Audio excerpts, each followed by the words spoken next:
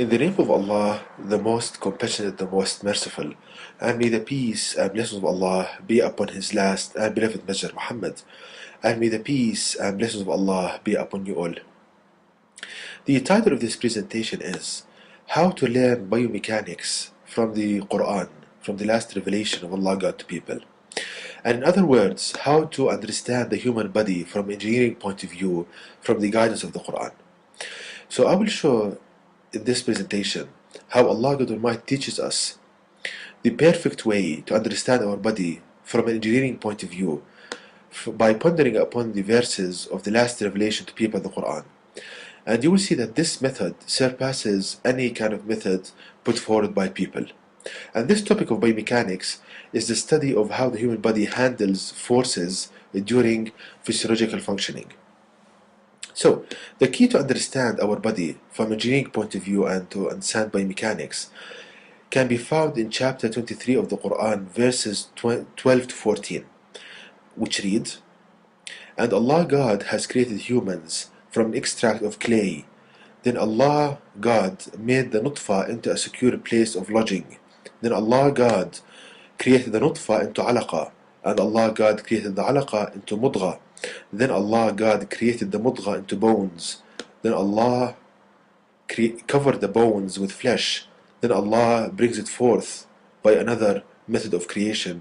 So blessed be Allah, the best of creators." So,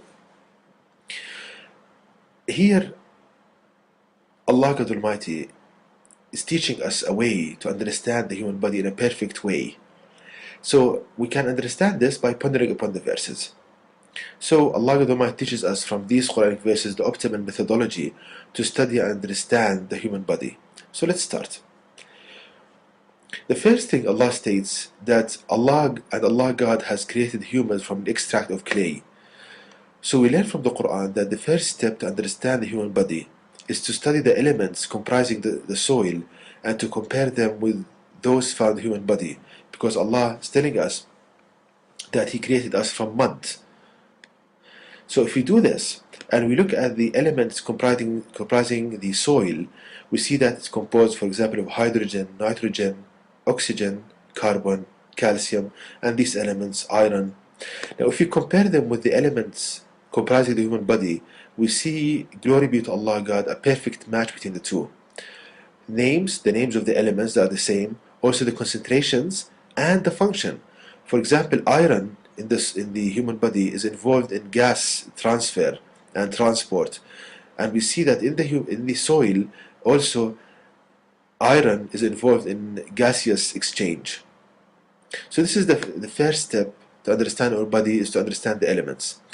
Now we can understand the second step again from the Quran, where Allah states, "Then Allah God made the nutfa into a secure place of lodging."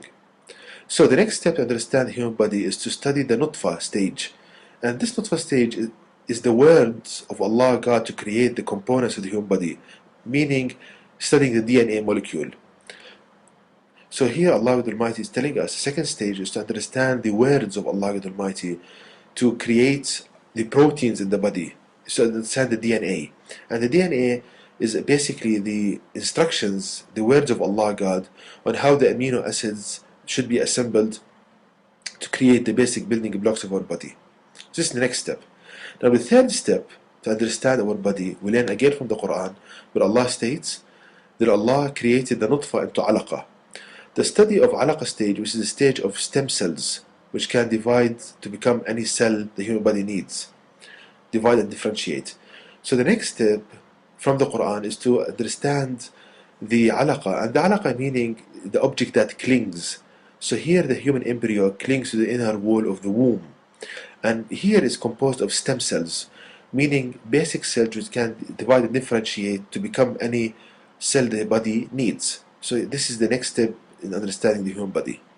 The fourth step, Allah states, "Then Allah God created the alaqa into mudgha." So then Allah God urges us to study the distribution of biomass of the embryo. Mudgha meaning an object that has been chewed. And if you look at the human embryo at this stage, we see that it's like something being chewed.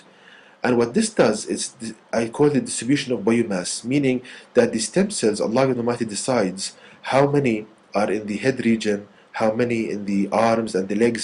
So it's the distribution of biomass. And this distribution is very important because it dictates the shape of the creature, the shape to become. And I explained this in previous lectures. The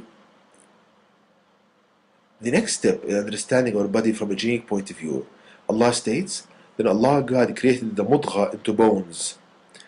So then Allah God Almighty created bones, which is the framework that bears the weight of the body tissue. So Allah is urging us now to study bones in the body, which is the framework that handles forces and its load-bearing structure.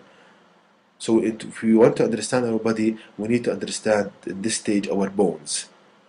And explained all of this in previous lectures, so you can refer to my YouTube channel and my website to see details of each and every stage. But here I'm emphasizing the methodology that Allah God Almighty teaches us in the Quran, the methodology. So then Allah states, then Allah covered the bones with flesh. So then this step, Allah, God covers the bones with flesh meaning muscles, skin, etc., which is needed to perform body functions.